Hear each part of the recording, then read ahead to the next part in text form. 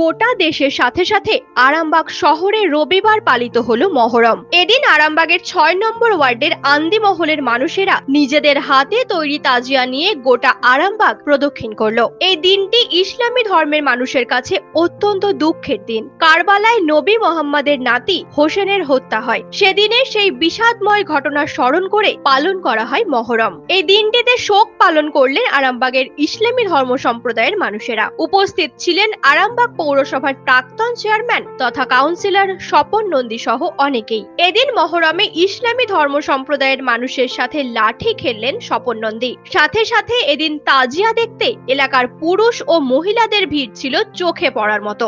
আরামবাগ শহরে মহরম মিছিলে কড়া নিরাপত্তা ছিল পুলিশ প্রশাসনের। যে মহরম আন্দিমহল আস্তানা কমিটির পক্ষ থেকে আমাদের ছেলেরা বেরিয়েছে, আমরা তার সাথে আছি।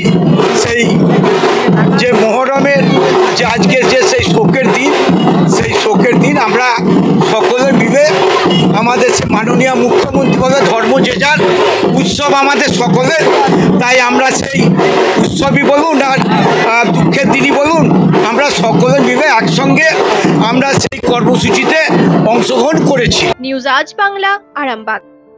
ঘর হবে সেরার সেরা, সবার কাছে মডেল, চিন্তা কিসের, সঙ্গে আছে কেবি মার্বেল। মনের মতো marble, granite, tile, sanitary fittings এর একমাত্র হোলসেল ও রিটেইল শপ কেবি মার্বেল।